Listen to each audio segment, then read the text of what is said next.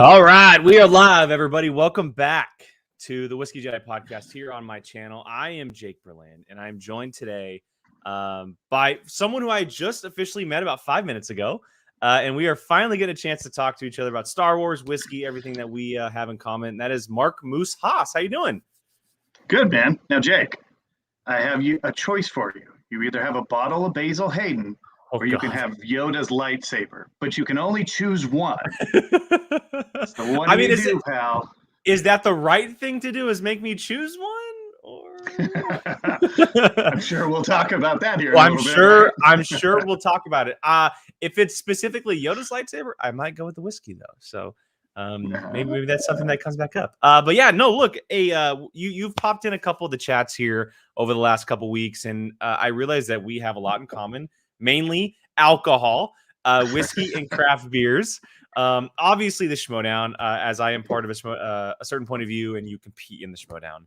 But yeah, it's an absolute blast to finally get to talk to you, talk Star Wars as well, and such a perfect episode to finally get you on too. Right. Yes, this episode was fantastic, and thank you so much for having me on the show. It's always fun to come on these shows, and I'm always humbled by anybody who gives a shit about what I have to say. So thank you so much for having me on. Of course. Yeah. So what we have today is we're pairing Star Wars in the Book of Boba Fett with Basil Hayden's Bourbon, which was Mark's choice of the week here. So a little background. I mean, is this one of your favorites? Is it something that you're trying for the first time? Do you have history with this at all? So I was introduced to Basil Hayden when I didn't really appreciate good whiskey. At that point in my life, whiskey was basically to be used to get me drunk. And so whiskey was either mixed with Coke or it was taken in shots. I was given an awesome bottle of a Basil Hayden by a friend of mine, and it sat on my shelf for years. And then I re-explored it when I started to get into whiskey again, and it has become a favorite. It's an awesome bourbon to be able to mix cocktails with. Mm-hmm. They also have like a dark rye version of it as well. I happen to have both because I'm an alcoholic. Nice. But the dark rye, if you ever wanted to make like just a killer old fashioned that is unique to any old fashions you've ever had, invest in the Basil Hayden dark rye. What a solid old fashioned that you can make for yourself. And I see you've already poured the glass. So I might as well. I have poured the glass. I get going quick here. It's been a day at the office, which I'm sure it has been for you as well. And a nice glass of whiskey sounded nice as early as possible. So I'm here for it. Yeah. Cheers. Thank you for coming on again, Mark. I appreciate it. Thank you for having me. Yeah. So yes, we are obviously here to talk the Book of Boba Fett and specifically episode 6. But before we get to that, because you haven't had a chance to talk about the season or series, whether or not it's 1 or 2 seasons, have you been feeling Boba Fett? Have you kind of had reservations about it so far? How are you about it so far? Okay, so I am 60% thrilled with it, 40% on the fence about. I think, like most, probably my biggest criticism of the season for the Book of Boba Fett is the mod squad or the mod gang, right? They're just...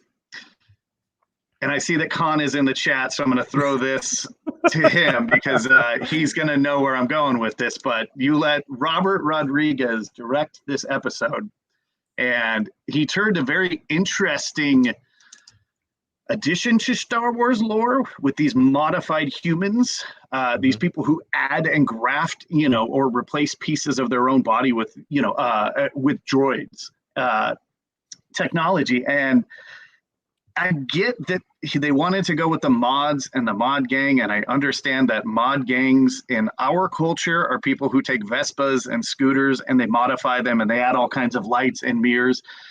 And he Spy Kid the mod gang. That's probably I see a lot of people going with the Power Rangers. Yeah. Power Rangers too, sure, absolutely. But absolutely it was Robert Rodriguez pulled the Spy Kids on us.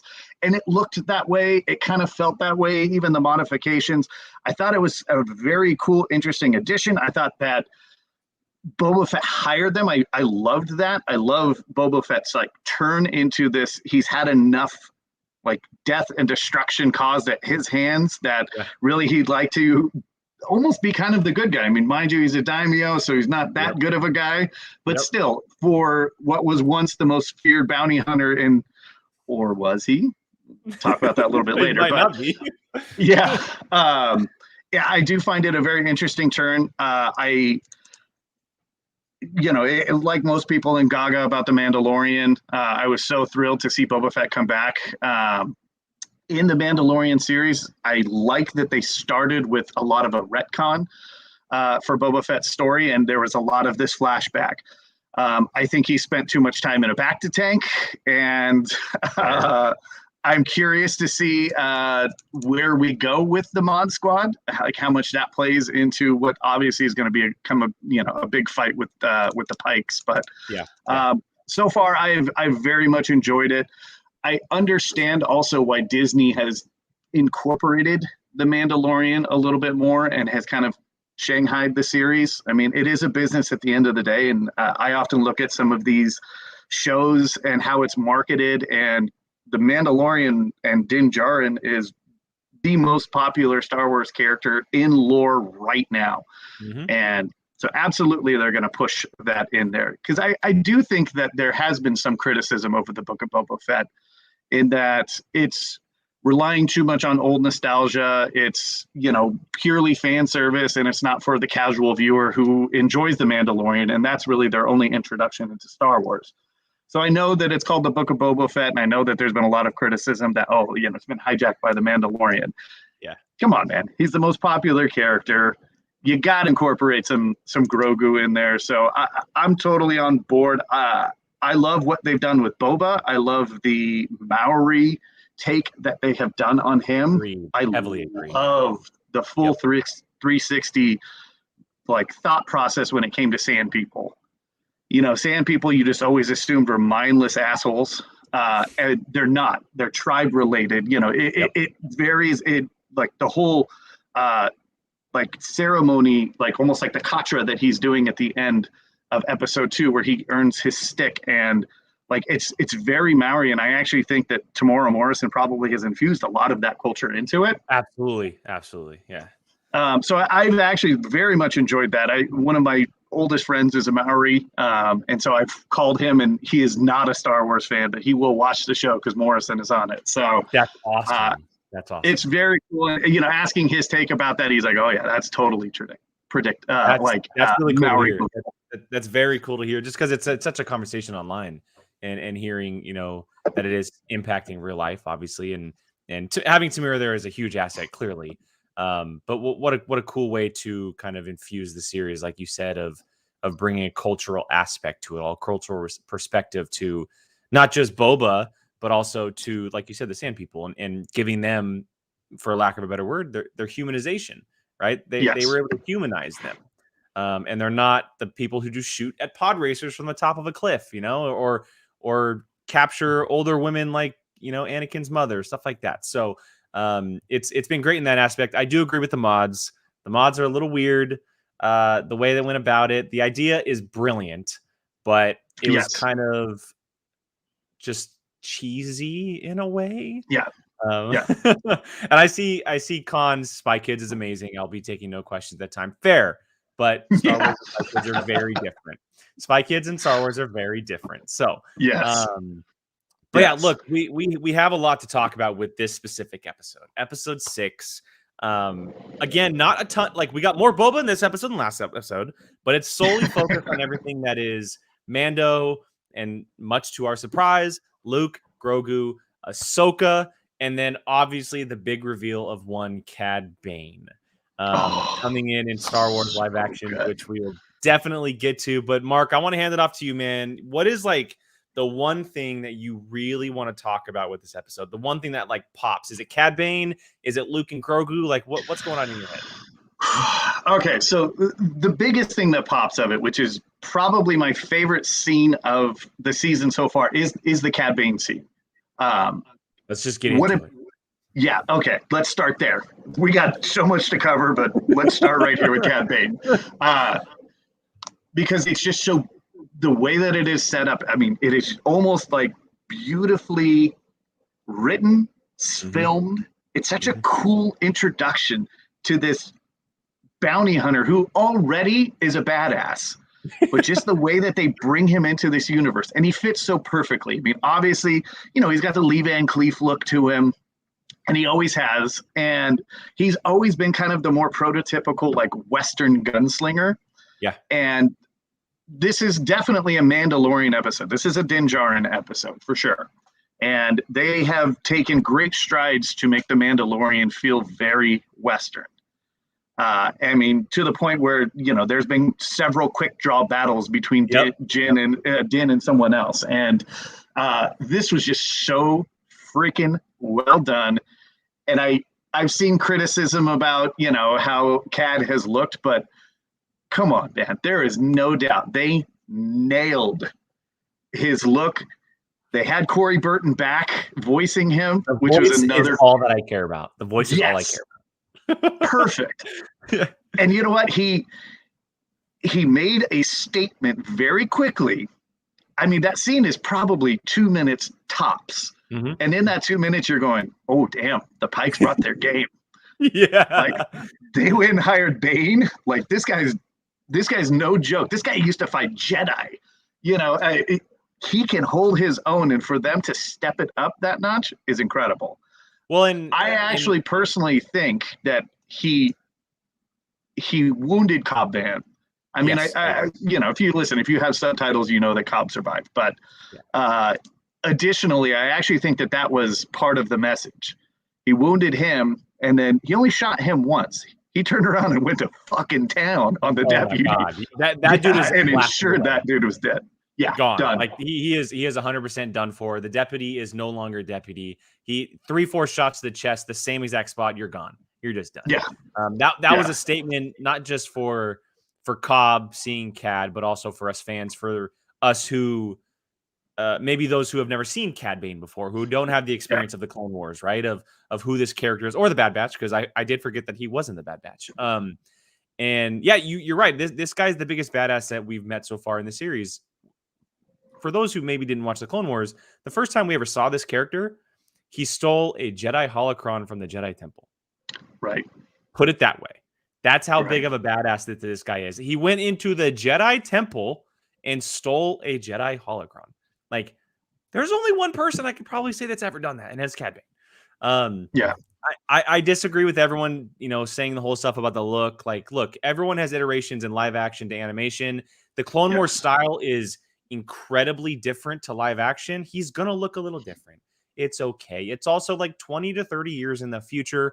The dude's skin probably dried out a little bit. Let's be honest. Right. He's a little older.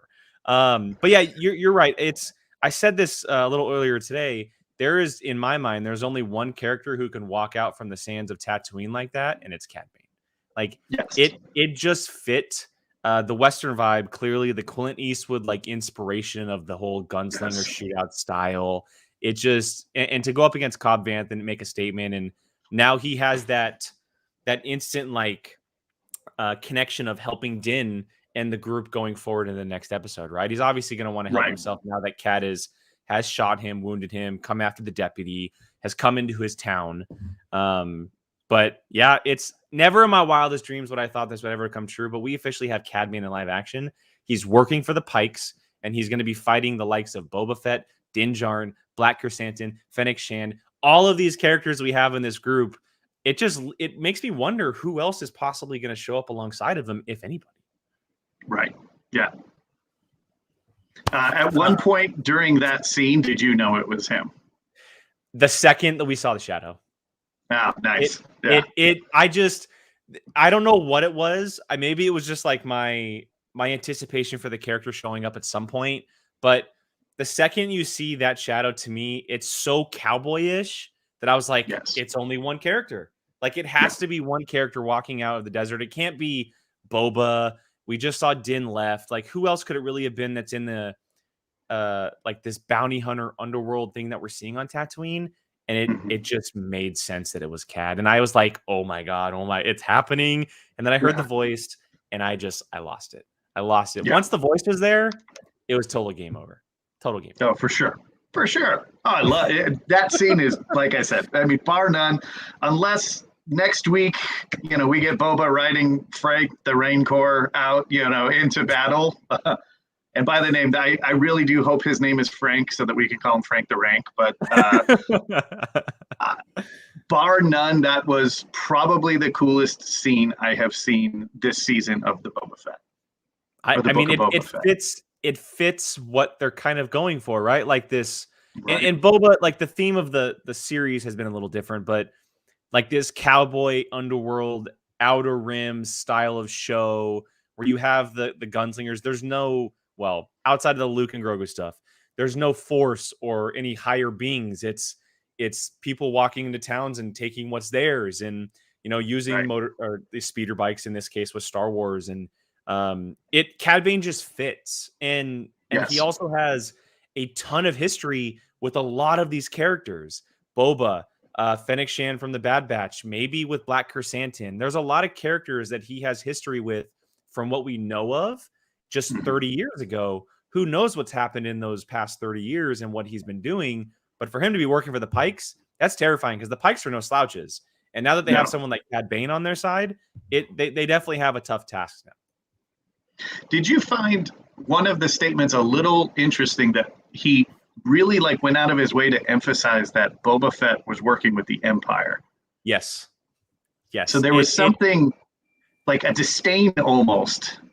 Trying to sway them and tell them sure, this guy's coming in and he wants your help, but he worked for the people who destroyed your planet for a long time.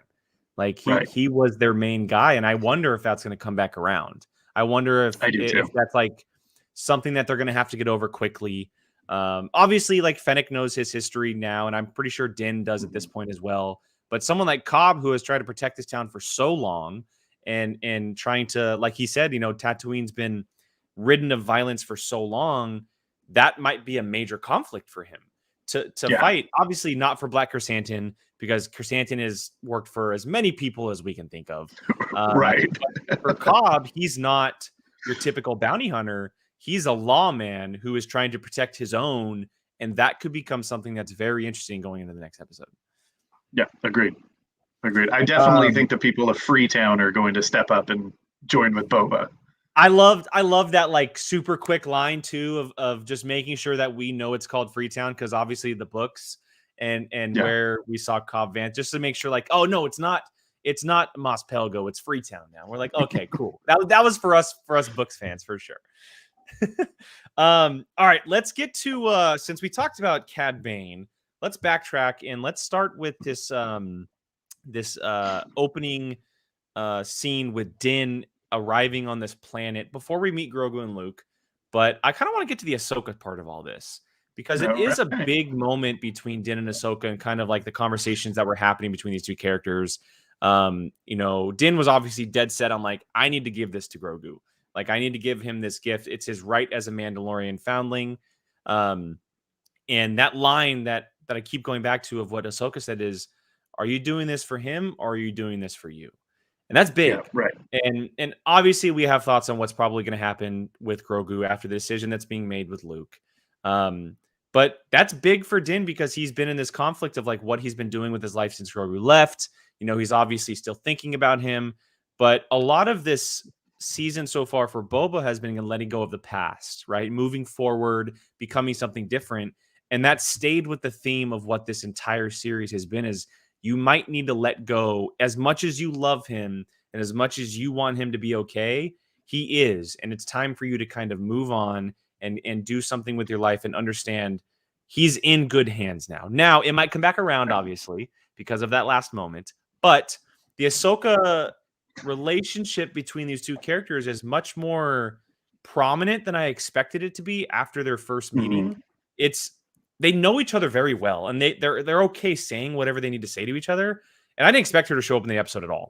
She was the biggest surprise to me. I thought the next time we were going to see her was her own series, but she plays this really, really good central ground because she's not a Jedi. She plays in this middle ground of where her feelings are, and she's allowed to say things like that, whereas someone like Luke probably wouldn't be able to say things like that. So I love the counterbalance that she played to Din before he ultimately decided to give it to her to be able to give to Grogu, and I thought it was a great addition to the episode.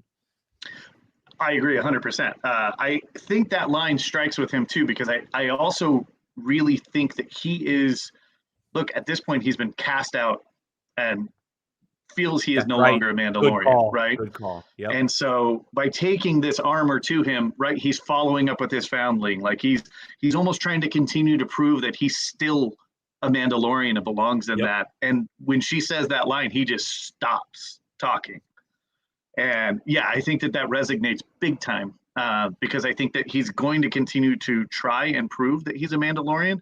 And maybe that's not the right step. Maybe he does need to let go. Maybe he does need to move forward.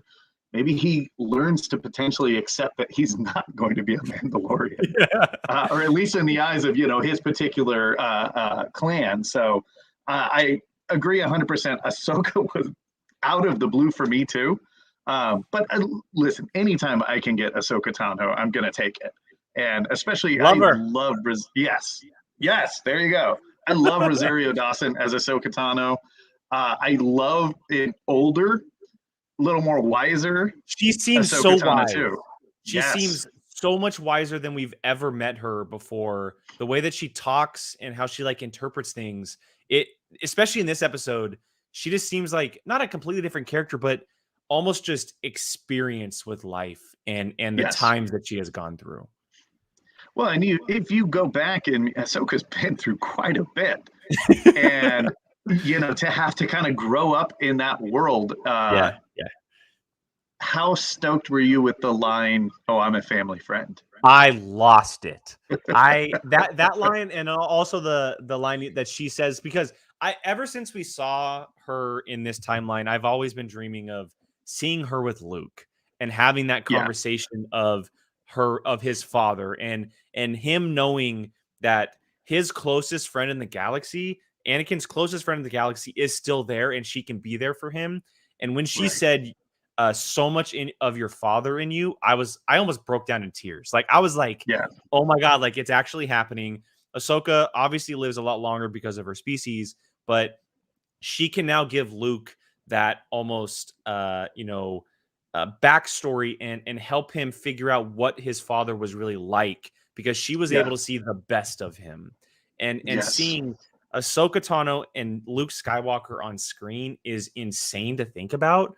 But you're right, the line of "I'm an old family friend" or "so much of your father in you," it blows my mind that we're seeing these things. I can't believe that 5 years after Return of the Jedi, we are seeing Ahsoka Tano and Luke Skywalker have a conversation about Anakin Skywalker, which is just, and I know a lot of people have been talking about on screen or online, but it really makes me feel like we're going to be seeing Luke, Ahsoka, and a Force Ghost Anakin at some point together.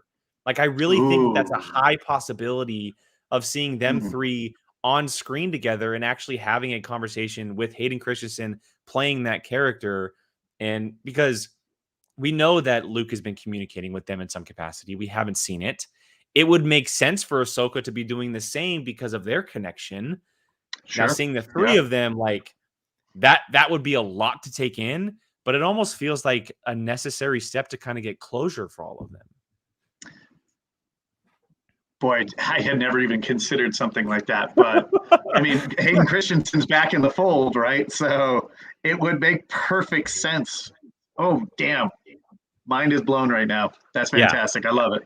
And also, we expected to see Luke at some point again, because I don't think Grogu was ever going to be a solidified, he's gone forever. And when we see Grogu next, he was going to be with Luke, obviously. And so Luke, this character that they're creating 5 years after Return of the Jedi, and they have this gentleman playing him, and then they have Mark Hamill helping him with the voice and everything. I kind of really enjoy how they're just kind of splattering him in spaces that we really need him. Maybe he shows up here, he shows up there. Now I'm interested in what happens with him once Grogu leaves, because I'm in the belief that he'll choose the chainmail. He'll go with Din at whenever that decision is officially made. But I'm interested in if we'll ever see Luke again, or if he's kind of going to be like this constant through all of these series where he starts to pop up with all these different characters, because it's really a blank canvas with him. We don't know what he had been doing for so long. Right. Agreed. And you've got a good 16 years to be able to play around with before, the events of Kylo becoming a dick. So there is a lot of possibilities with Luke Skywalker. I truly believe that at some point there is going to be like one episode in one of these series where everyone is together in it. Agreed. I mean, they're certainly teasing it that way. I am in the same boat as you. I absolutely think Grogu's taken the Mithril and is going to come on. His new Naboo starfighter has a fucking Grogu pod in the back. Let's talk about it. Let's talk about the whole decision with Luke and how everyone's been talking about, like, when they built the ship, there was clearly a foreshadowing of the extra pod in the back that was meant for a droid, but has been put over with a cap because he has a little green friend. It clearly he's going to be taking the chainmail. How big of a conflict it will be for him, I don't know. Does he take the lightsaber with him? I don't know. But it just kind of makes sense story-wise for him to do it.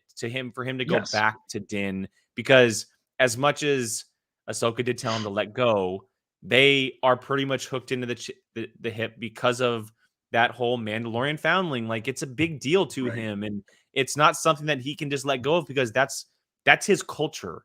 As much as Ahsoka, who was a former Jedi, is telling him, you need to let go of the past, that's not something he can do. Like you said, the previous episode, the Jedi are the opposite of what they are. Like, loyalty is their thing. And for him to just let go of it is going to be very hard. In that moment, sure. But if Grogu makes the decision, that's a whole different story. Din's not making it for him. Grogu made the decision on his own. Now, the whole decision that Luke gave him is something we can definitely discuss, because it's clearly not the right way to go about it. But I mean, come on. What? Despite the fact that Grogu's 50 years old, like, what kid doesn't want a friggin' lightsaber? But I agree, and there was that moment when Grogu saw the Naboo starfighter flying off and reached out. He obviously has that huge attachment. Ahsoka had said the same thing to Din, as kind of a way to, like, get him to shoo off, like, listen, he has a huge attachment. He misses you. Like, these are not traits a Jedi should have, and her line to him that, like, when he says, well, he's a Mandalorian foundling, she says, well, maybe he's a Padawan. Like, that is a perfect way to be able to turn Din around. But listen, if Grogu chooses the chain metal, Din will be there in 3 parsecs to pick him up, put him in the back of the pod, right? And those two are going to live happily ever after. And I do think him unlocking additional Force abilities. I like how Luke had kind of said he wasn't teaching him, more so as he was remembering. I do think that adds a little bit of interest into what he could potentially be capable with in the hands of a Mandalorian. And together, as Grogu grows up with Din, like, could this be a partnership of some sorts, right? It's tough, because I don't know if he takes Yoda's lightsaber. I obviously want to see him with lightsaber. Like, that would be the ultimate. I would love to see him with the lightsaber. If he does have these abilities, and him now, like you said, unlocking them with the help of Luke, and remembering, instead of learning, he's remembering what he was capable of. I see that as a very hard sign of him not being able to let that go in any capacity. Like, if he's in a moment of a battle or something, he's going to want to use it. He has it. He's going to want to use it. Now, he could have that, but also shoot a blaster. But it would make more sense for me to have for Din to have the blaster and maybe the Darksaber, and then Grogu have the lightsaber, and kind of be, like you said, a partnership where they're working together and they're bringing 2 cultures together. Maybe not like 2 full cultures, but 2 cultures in their own separate ways together, and eventually down the road being like Mandalore, or helping rebuild what their culture is in the Mandalorian way. I don't know, but I've seen a lot of people talk about it, and as I talk about it more, I do feel like he'll find a way to get the lightsaber. Or maybe Luke gives it to him. Maybe Luke's like, you know what? You clearly have something, and maybe I need to get back off my horse of choosing one or the other, and maybe this is the way to start something new for the Jedi, and obviously we know in The Last Jedi he had said that he made a lot of mistakes, but maybe this isn't one of the mistakes. Maybe he did make a decision of, take this with you, protect yourself. You have these abilities, use them, and bring forth what the Jedi before us have. So it's interesting. It's a very interesting, complicated decision that he does have and process of how it's going to go down. Do you think that we see it happen in the next episode, or do you think we see it happen in Mandalorian season 3? I think we got our Grogu for our Grogu fix for right now, and I do think that we'll see it in the beginning of next season. And that's it. When you were kind of explaining like your Luke theory right now, it does actually. It led me to a couple of things. One of the one line that Luke had particularly said in the episode was that the galaxy was a dangerous place, and that he would teach Grogu how to protect himself. Maybe teaching Grogu how to protect himself is handing him the lightsaber after he chose, the Nethril vest. Sorry, I know I'm referencing Lord of the Rings. If nobody gets that, you're fine. I'm sorry, but I'm sure if you're listening to this show, you absolutely understand a Lord of the Rings reference. But I also, this is Luke's first attempt with a student, and this isn't exactly like you're getting him fresh. Grogu is a broken individual, right? He obviously ages slower, so he still cannot physically speak. Obviously, he can communicate through the Force, but that's a whole different ballgame. But also, Grogu, Luke full-on witnessed him during Order 66. Or at least Grogu. Flashback. Yes, comes back. And I'm still curious who saves him. Yeah, me too. I know. So there's a lot of possibilities. Obviously, someone like Jocasta Nu, who we knew who was alive after Revenge of the Sith. She did make it out inside comics. We saw her run in the comics, so that's possible for her. A lot of people now are pointing to someone like Barriss Offee because of the symbol on the wall was her symbol. And at the time, from what we know, she was actually in prison at the temple, and there's a good chance that she could have gotten out. And I've even seen people throw the crazy theory that somehow it was Mace Windu, which I don't believe for a second. But it really is a big question of who, because they're clearly keeping it pretty big secret right at the moment. This might have been a good chance to show it, but if they're not going to show it now, maybe it is someone bigger that we haven't thought of, or someone that's actually important to what they're doing down the line. It's also a question of like, that happened 30 years ago. What has happened to Grogu in those 30 years before Din got him? Yeah. Like, did that person lose him, or did Grogu go off on his own somehow? Was he stolen? Like there's so much time and story to tell after Order 66 of what happened to him. But you're right about the flashback. Like, Luke saw that, he experienced it, and knowing like what had happened to the previous Jedi, and even knowing that his father was a part of it is probably a big deal for it. Like, we obviously didn't see him deal with that, but I'm sure that was something for him to deal with. I thought the flashback was brilliant. I thought it looked great. Going back to Order 66, as terrible as it was, it's always cool to see on screen because we get so many different perspectives, because there were thousands of Jedi, thousands of them. And each time we see it, we see new Jedi. And we saw 3 new Jedi in this flashback. And even cooler part, another Easter egg, is that it was the 501st Legion that shot them down, which to us, for the Clone Wars fans, we know them very, very, very, very well. They were pretty much the main part of that series. So it hits with a lot of people, and seeing Grogu go through that, I'm sure at some point we might see like a full-fledged flashback scene of not broken memories, but like a moment where he fully experiences it again, and we get to see whoever does save him. But yeah, it's interesting, man. It's still up in the air very heavily for me. I'm leaning towards the Barriss Offee part just because of that Easter egg in that scene, but it could have easily been, a street that takes you in a completely different direction to make you think one thing. Yeah, absolutely. I agree 100%. The Order 66 is shitty as it is for the Jedi. It's still fascinating, from an outsider, non-Jedi perspective. But I do agree 100%. I really do hope that we get a extended visual of how Grogu, like how it started for him. Obviously, these 3 Jedi were trying to protect him, Yeah. Like, it wasn't just obviously defending themselves. Like, they were specific in that position defending him. Yeah. And I am super curious to see who ends up saving him. And absolutely. I mean, who knows how old he was, but yeah, it's 30 years ago, that this purge occurred. And what the hell has Grogu been up to? Obviously, he wasn't in the Empire's hands. Yeah, Gideon exactly. wouldn't have made a point to continue to hunt this, creature. So Exactly. I am fascinated, like, to get a Grogu origin story.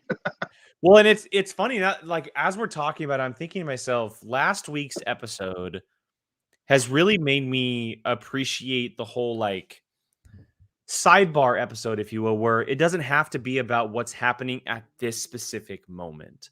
Yeah. And what you can do with these quote unquote shared universes is you can tell 4 episodes, especially in TV, 4 episodes of this story. Then you can take a quick sidebar on something and then get back on track eventually. What if in Mando season 3, one of the episodes is a completely dedicated flashback episode of that moment where from beginning to end, we see his journey through Order 66 and wherever he and that character end up, and then we catch back up on the next episode. I wouldn't be against that whatsoever, because it would fully be able to tell us what has been happening to this character, what he's been doing, who he was with, how he ended up where he was, instead of just doing it in like flashback pieces. Like, I don't want the Boba Fett effect of the back to tank. I want, like you said, an extended part, and maybe the way of doing that is a full-fledged episode. Oh, it would be legit. I mean, they in The Mandalorian season 1, they kept doing the flashbacks of, how Mando was, his family was killed, how he was, became a foundling but I love that idea. I mean, this season with the Book of Boba Fett kind of almost allows you that freedom with seasons going forward. You've already done it. Yep. You've already, people have already been like, okay, we're going to get Boba Fett for less than 30 seconds. It's okay. Fuck it. These new Star Wars series, we can have these types of like flashback sequences or just episodes of either A, another character that's somehow linked to this story, or B, these primary characters, Grogu or Din Djarin, absolutely have an extended, backstory episode for that. That would be fantastic. I'd love that idea. Let's call Disney right now and pitch this. Exactly. I hope they're watching. I mean, we've seen plenty of other TV shows do it. There's every TV show at some point has done an episode on this specific character or this specific story, and who's to say that Star Wars can't do the same? Like, we saw it last week. Obviously last week kind of buried into this week a little bit, but last week was very much a deviate from what was happening in Boba Fett at that moment in time. So I think it's very possible that we could see something like that. I think it'd be great for them. And just imagine seeing Order 66 with the technology of what they're doing with the volume and having Dave Filoni on board to tell it, who is so well versed in that time period. It would be pretty brilliant for us Star Wars fans, and I feel like most people would be pretty blown away by the fact of that, for sure. Oh, I bet that's right on the top of the list under Cad Bane for Dave Filoni, right? So he got to check that box, and he's just like, all right, John, sometime next year. Absolutely, for sure. Okay, so we covered the decision. We covered Cad Bane. We talked a little bit about Din and Ahsoka. How about the training stuff with Grogu? Did you appreciate kind of like the Empire Strikes Back parallels that were happening, the comparisons, or would you have rather seen a little bit of a different style from that? Luke doesn't know better than what he's already done, right? It's not like Luke grew up in the Jedi Masters that were, teaching him different various styles. Luke has had one master, right? And that is Yoda. And this is how he trained. So now he is training essentially Yoda's, counterpart, relative, species. Yeah. And so he knows no other way. And so knowing that, but also being, the kid growing up wanting to be Han Solo, of course I appreciated that sequence. Now, like, my wife is not she has seen all of the Star Wars movies. She's not the catch it. Oh, look, there's the blue backpack. Oh, look, he did the flip. Yeah. And so I'm saying, oh my gosh, he did the flip. Oh, there's the backpack. Oh, he's wearing them like Yoda. So yeah, I think a lot of this is definitely for true believers. But then also I do think that it is a fun little nod. But also pointing out the fact that this is all that Luke knows. His first mentor, Obi-Wan, died, right? What he got was training in a swamp with Yoda. What he's doing with Grogu, he's training in a swamp. It's just a nicer swamp. So yeah, I it has absolutely sunlight. loved it. Sunlight is the big difference. Yeah, absolutely, yes. And there's not weird, whale creatures that are going to eat your TIE fighters in the river. So. Yeah, no, I think it was a really nice kind of callback. We've seen it plenty of times throughout The Mandalorian and even Boba Fett this season of like the Easter eggs you call them, but and even the term fan service, but it's fan service done right to where, like you said, the average fan won't know what's happening. But for us who have watched them dozens and dozens of times, we recognize it right away, but it doesn't deviate from what's happening in the story. It doesn't ruin it, or it doesn't take a weird turn just to tell that specific side of it. It's still very fluid to what's happening. And I think that's really helpful having Jon Favreau on the writing staff, and obviously Dave Filoni, who is very well versed in all of Star Wars and how to kind of put things on the screen, but not make it feel like you're just doing it because it's Star Wars. It all feels natural and like you said, Luke has he's at this point in time, he's still very, very young in the Jedi arts. Like if he was to do this, if he was living back in the Jedi Order days, like in the prequels, he would still be a young Padawan, because Padawans go for a while. And he had to go very quick into everything that was a Jedi, just because he was one of the only ones left. And then he was the only one left. And so he only knows so much, and he only knows so much to go off of, and he learns and he makes mistakes. And clearly by The Last Jedi, we know that he makes a lot of mistakes and things happen, but that's just the way that things kind of happen in life in general with everybody. And, I think that he's going to find his way, and he'll find, it's the same thing kind of with, I saw this reference somewhere I was watching. Someone made the reference with teachers in general, right? For just going into school and teaching, you learn how to become a teacher from a previous teacher, but over time you start to find out what works best for you and kind of find your own ways in teaching. Right now, we're at this stage of Luke, who is being taught things from another teacher. So he's going to take all of that and teach someone else, and over time find his ways of what works best for him as a teacher. We're just not at that point yet. We're at the very, very early stages of him being able to teach someone. And like you said earlier, Grogu is literally his first student ever. Like it's gonna happen. So I had no issue with it. It was fun. It was adventurous. It was a lighthearted spin on it, because it wasn't Luke struggling. It was actually him teaching Grogu something, which was a nice little counter to it. But yeah, I had no issue with it. So I thought it was a nice little addition to the episode. I agree 100%. Loved it. All right. Well, is there anything else that we missed, Mark? Do you want to talk about anything else that happened in the episode? Something important that I maybe Can missed? we talk about how Cobb Vanth somehow ended up on Arrakis in the beginning of the episode? Yes. Good call. Good call. I'm with that. Yeah, no, it's interesting. And I believe you're talking about the opening episode, correct? Yes.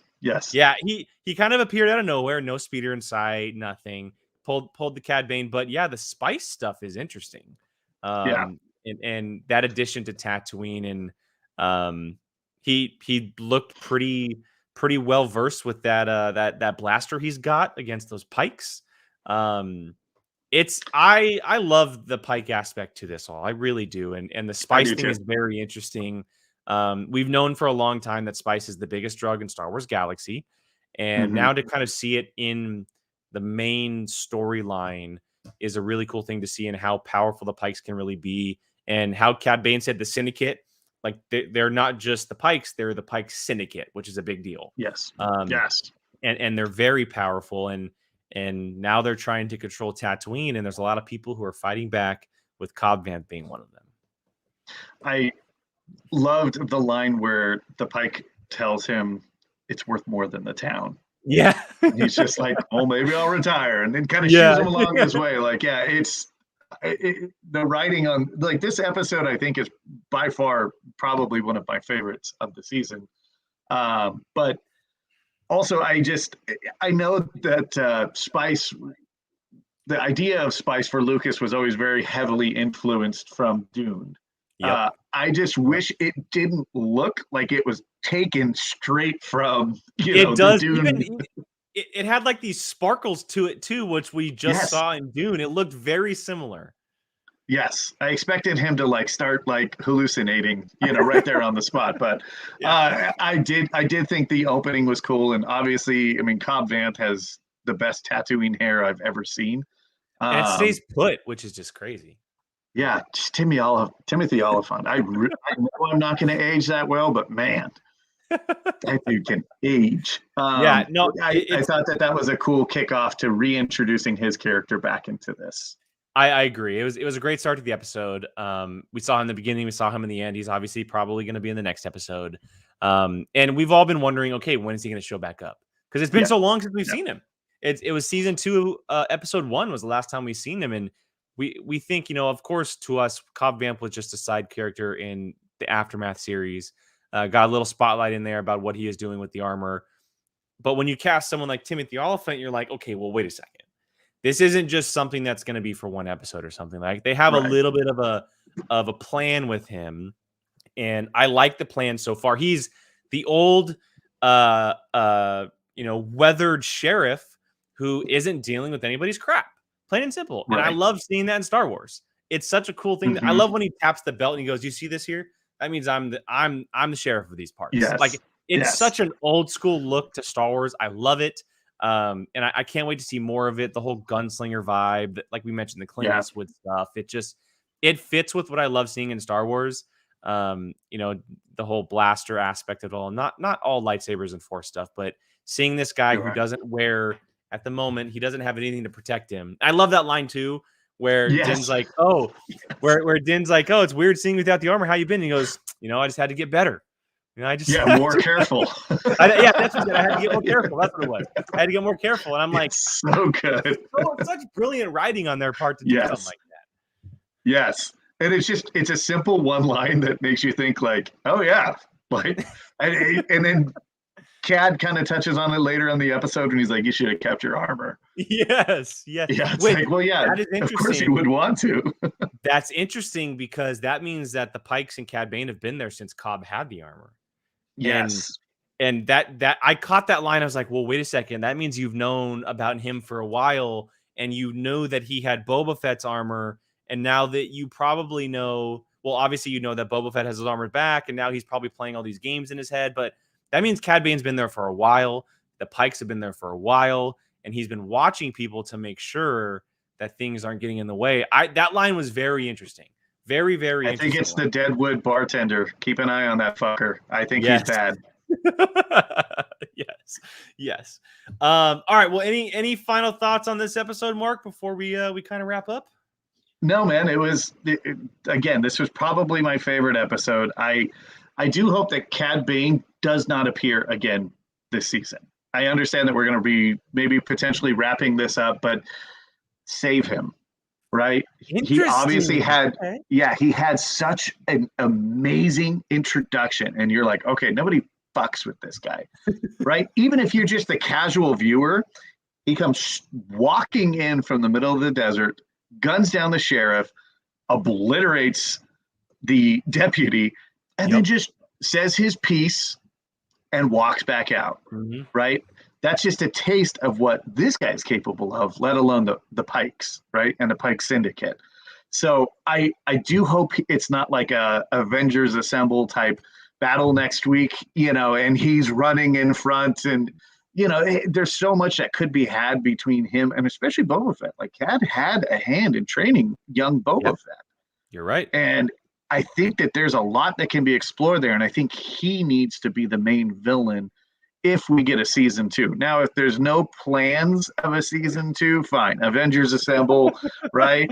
Let's get Boba on Frank the Rancor, and let's do this. But I'm positive that there's going to be a Boba Fett season 2. Me too. And I would love to see, you've teased this guy. You've shown just a taste of what he's capable of. Those of us who have known him from extended lore obviously know this dude is a badass, right? Don't give me any more. don't have him show up next episode. He's the main baddie. He's the guy that we got to deal with. Let's get some intimate moments between him and Boba in the next season. I mean, when you put it like that, it's hard to disagree. It really is hard to disagree. Just being able to see Cad Bane in live action be a villain to Boba Fett for 6 to 8 episodes is actually pretty incredible to think about. Because you get that, and we've seen it in this season so far, but you get that old school Western feel even more because Cad Bane is literally an outlaw cowboy. That's what he is. And Boba Fett, he's an ex bounty hunter who's trying to make good on himself. But you've kind of been setting up this whole, like, I've been calling it over the last couple of weeks, I've been calling it Tales of the Bounty Hunters. You've been setting up like this bounty hunting world. It would be weird for it all just to kind of like disappear after one episode, and everything kind of comes together for next week and then we're done. Like, we do need more time with Black Chrysanthemum. We do need more time with, if someone like we need a chance to see Bosk at some point. We do need more time to see Cad Bane. Like, you're right. There definitely needs to be a little bit more of just a pack punch or a punch of characters in this story with these specific characters of storylines and connections. And like you said, seeing those intimate moments between Cad and Boba specifically because of the history and how much connection they do have. And, we do know that it's been lingering out there for years, but that never officially released scene between the two of them where Boba did shoot Cad Bane and Boba got the dent in his helmet. We eventually have to see that between the two of them. But like, you're right. I do want to see. You've sold me, Mark. You have absolutely sold me on the fact that if season 2 comes around, I think Cad Bane does need to be the bad guy. It just makes sense. It really does. Yes, absolutely. It can be so much fun, but also like just so fascinating, especially both in this position of power. I mean, you hire Cad Bane with the Pike Syndicate, and he's not just your enforcer. Like, he's going to be a general amongst that rank, right? They've seemed to have a lot of failure recently on Tatooine. Maybe Tatooine, as far as the Pike Syndicate goes, is handed to Cad Bane, and he's kind of the guy who's going to run the show here. So then you have a daimyo, then you have these drugs. There's so much possibility, and I love a good like mob story. And I love a good, mob boss versus mob boss. I mean, you could really get that, but then there's just deeper ties between those two. So anyways, I'm done with my pitch. One last question. What did you think of the whiskey? Oh, dude, it's great. So look, there's obviously a lot of Kentucky bourbon out there in the world. But I always resonate a little bit more with the stuff that is kind of like the oaky sensation, right? It has that smoky flavor to it. And this definitely has that hint of that. And bourbon is when I drink whiskey, bourbon is typically the one that I always kind of go to. It just kind of fits with me a little bit more as a drinker. And I also always, as someone who drinks it often, I always look at a bottle and how I taste it compared to the price. And it feels like it should be priced higher with how it tastes. It's a really good priced bottle at how it tastes and kind of how it feels. And it tastes really good when you open it, when you smell it, and then obviously when it goes down, it's just that double end of everything. And I really enjoyed it. It's a really, really, really good call. I do highly recommend also trying the dark rye. It's just a unique, almost like they made it with like molasses. It's quite good. Yeah, I would absolutely give that a shot. No, I'm definitely gonna look into it after I finish this bottle. And you said that the dark rye goes well with cocktails, if I'm not mistaken, right? It's a great old fashioned. If I don't know if you make old fashions at home anytime. This is definitely a completely like different tasting old fashioned than what you would get with like a rye or just a standard bourbon. But yeah, it's worth a shot and absolutely mix it up. I was given it as a gift and was like, oh. When I got it, I actually was like, oh, I liked the like just straight up Basil Hayden bourbon, and then tried it and made an old fashioned with it. I was like, okay, this is pretty sweet. So. I will keep that in mind. I'll definitely I don't have a lot of ryes on my shelf, so I'll look into that as I go to the store next. So, all right, well, Mark, this has been an absolute pleasure. I appreciate you taking some time and joining me. I will definitely have you back at some point because it's an absolute blast to talk to you. But before we go, I don't know if there's anywhere people can find you online, maybe Twitter, any spaces that you want to plug, anything like that. I mean, look, you can find me at Big Moose Haas on Twitter. Honestly, anytime I do a show, I always just pitch a charity of some sorts. And my charity of the month is the Make-A-Wish Foundation. My niece, when she was younger, she's cancer-free now, but when she was younger, she had cancer, and the Make-A-Wish Foundation did just an absolute cool thing for the entirety of the Haas household and sent everybody to SeaWorld on their dime. And we got to go behind the scenes and stuff. And that's just a peek of like the capability that this organization has. And it's geared specifically towards children with cancer. So I can't stress enough, like any charity that you can donate to is worthwhile. But like I said, my charity of the month and possibly my favorite charity is the Make-A-Wish Foundation. Anything you can do, you can volunteer, you can just donate, you can go on like a monthly membership with them. So it's worthwhile. Make-A-Wish Foundation helps kids with cancer, and especially helps kids that are like severely affected by cancer experience some of these things that they probably wouldn't have because they're just in such a bubble of like pain and suffering at that time. And it really helps them get out of that. So Make-A-Wish Foundation. Jake, dude, thank you so much for having me on the show. It's been great, man. Yeah, no, it's been great talking with you. I just need a place to drink whiskey and talk Star Wars. I don't need a reason. So thank you so much, man. You found one here. I'm happy to have you anytime. I appreciate you stopping by, hanging out with me for a little bit, man. And I'll definitely have you back. Everyone in the chat who's watching, I appreciate you guys for watching. Everyone watching on the replay, thank you so much for supporting the channel. You can find me everywhere. I'm all kinds of places, everybody. You see enough of my face, you guys know where I'm at. So again, thank you for checking it out, and have a great weekend, everybody.